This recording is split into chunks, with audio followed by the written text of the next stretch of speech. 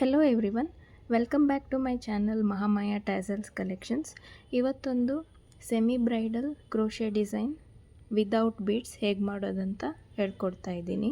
ಇದೊಂದು 3 step design ಆಗಿರುತ್ತೆ.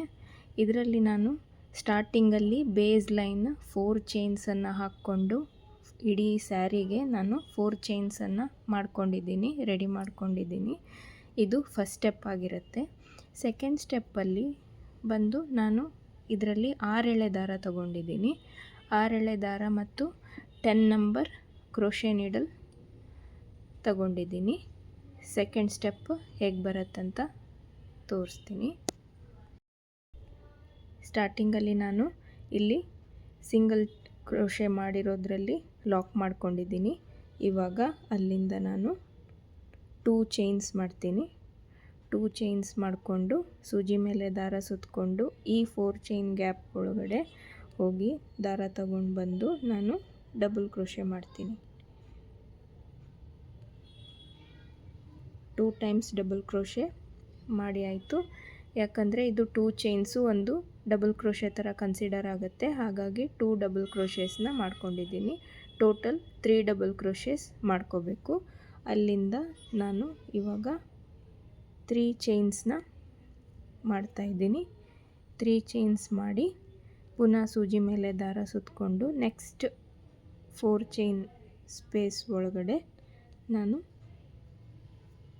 3 double crochet ಮಾಡ್ತೀನಿ.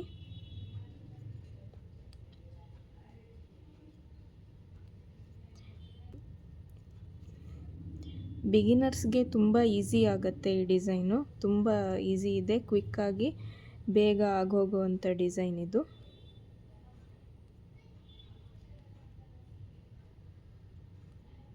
ಹೆಚ್ಚಾಗಿ ಇವಾಗೆಲ್ಲ ವಿದೌಟ್ ಬೀಡ್ಸ್ ಡಿಸೈನ್ಸೇ ಕೇಳ್ತಾರೆ.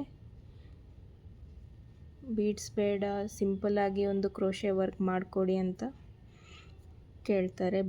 ಬೀಡ್ಸ್ ಬೇಡವೇ ಬೇಡ ಅಂತಾರೆ ಕೆಲವರು. ಅದಕ್ಕೋಸ್ಕರ ಈ ಥರ ನಾನು ಹೆಚ್ಚಾಗಿ ನನಗೆ ವಿದೌಟ್ ಬೀಡ್ಸೇ ಆರ್ಡರ್ಸ್ ಬರುತ್ತೆ. ಇದೇ ಥರ ಡಿಸೈನ್ಸು ಮಾಡಿಕೊಡಿ ಅಂತ ಕೇಳ್ತಾರೆ. ಇದೇ ಥರ 3 double crochet 3 chains, 3 double crochet 3 chains, ಇದೇ ಥರ ಸೆಕೆಂಡ್ ಸ್ಟೆಪ್ನ ಕಂಪ್ಲೀಟ್ ಮಾಡ್ತಾ ಹೋಗಬೇಕು. ಇದೇ ಥರ ಬ್ಲಾಕ್ ಬರುತ್ತೆ. ಇದೇ ಥರ ಚೆನ್ನಾಗಿ ಕಾಣಿಸುತ್ತೆ. ಇದು ಸೆಕೆಂಡ್ ಸ್ಟೆಪ್ ಡಿಸೈನು ಕಂಪ್ಲೀಟ್ ಮಾಡಿಕೊಂಡು ಥರ್ಡ್ ಸ್ಟೆಪ್ ಈ ಕಲರಲ್ಲಿ ಯಾವ ಥರ ಬರುತ್ತೆ ಅಂತ ನಿಮಗೆ ತೋರಿಸ್ಕೊಡ್ತೀನಿ. ಥರ್ಡ್ ಸ್ಟೆಪ್ಪಲ್ಲಿ ನಾನು ಇಲ್ಲಿ ಸ್ಲಿಪ್ ನಾಟ್ ಮಾಡಿಕೊಂಡು ಇಲ್ಲಿಂದ ನಾನು ಸಿಂಗಲ್ ಕ್ರೋಶೆ ಮಾಡಿ ಇಲ್ಲಿ 3 ಚೈನ್ ಸ್ಪೇಸಲ್ಲಿ 3 ಸಿಂಗಲ್ ಕ್ರೋಶೆ ಮಾಡಿಕೊಂಡು ಆರ್ಚಸ್ನ ಸ್ಟಾರ್ಟ್ ಮಾಡಿದ್ದೀನಿ.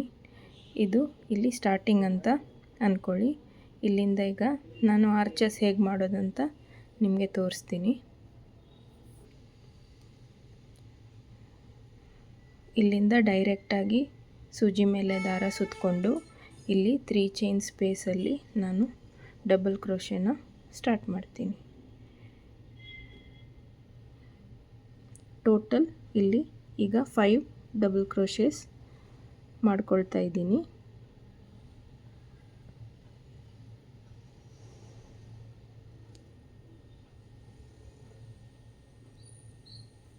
ಫೋರ್ ಡಬಲ್ ಕ್ರೋಶೆಸ್ ಆಯಿತು. ಈಗ ಲಾಸ್ಟ್ ಒನ್ 5 ಡಬಲ್ ಕ್ರೋಶೆ ಆದಮೇಲೆ 3 ಚೈನ್ಸ್ ಮಾಡಿ ಈ ಲೂಪ್ ಒಳಗಡೆ ಹೋಗಿ ದಾರ ಈ ಥರ ತಗೊಂಡು ಬಂದು ಇಲ್ಲಿ ಸಿಂಗಲ್ ಕ್ರೋಶೆ ಮಾಡಿ ಈ ಥರ ಪಿಕೋ ಮಾಡ್ಕೊಳ್ಳೋದು. ಅಲ್ಲಿಂದ ಅದೇ ಸ್ಪೇಸಲ್ಲಿ ಪುನಃ 5 ಡಬಲ್ ಕ್ರೋಶೆಸ್.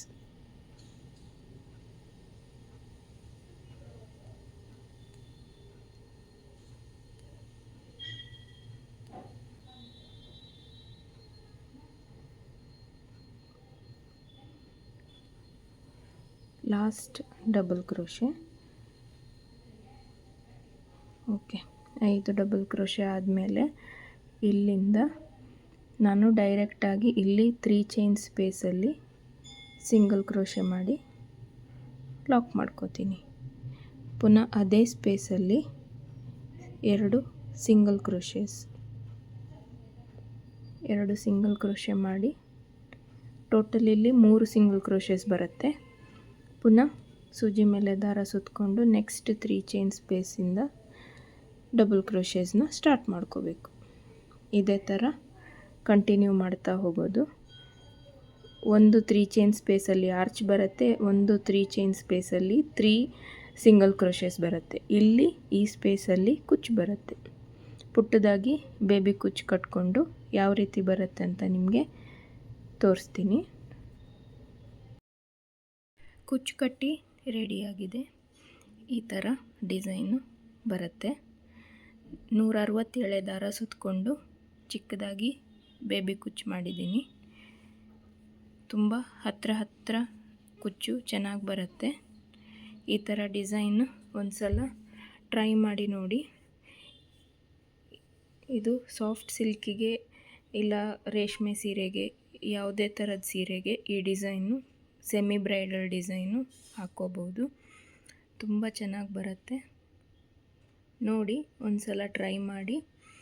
ಈ ಡಿಸೈನ್ಗೆ ನೀವು ಚಾರ್ಜ್ ಮಾಡ್ಬೋದಾದರೆ 500 to 550 ರೇಂಜಲ್ಲಿ ಚಾರ್ಜ್ ಮಾಡ್ಕೋಬೋದು. ನೋಡಿ, ನಿಮ್ಮ ಪ್ಲೇಸ್ ಮೇಲೆ, ಲೊಕೇಶನ್ ಮೇಲೆ, ನಿಮ್ಮ ನೀಟ್ನೆಸ್ ಮೇಲೆ ಡಿಪೆಂಡ್ ಆಗಿರುತ್ತೆ. ನೋಡಿಕೊಂಡು ರೇಟ್ ಫಿಕ್ಸ್ ಮಾಡ್ಕೊಳ್ಳಿ. ಈ ವಿಡಿಯೋ ಇಷ್ಟ ಆದರೆ ಒಂದು ಲೈಕ್ ಮಾಡಿ, ಶೇರ್ ಮಾಡಿ, ಹಾಗೂ ಹೊಸದಾಗಿ ನಮ್ಮ ಚಾನಲ್ನ ನೋಡ್ತಿರೋರು ದಯವಿಟ್ಟು ಸಬ್ಸ್ಕ್ರೈಬ್ ಮಾಡ್ಕೊಳ್ಳಿ, ಸಪೋರ್ಟ್ ಮಾಡಿ. ಮತ್ತೊಮ್ಮೆ ಹೊಸ ವಿಡಿಯೋದೊಂದಿಗೆ ಮತ್ತೆ ಭೇಟಿಯಾಗ್ತೀನಿ. ಅಲ್ಲಿವರೆಗೂ thank you and take care.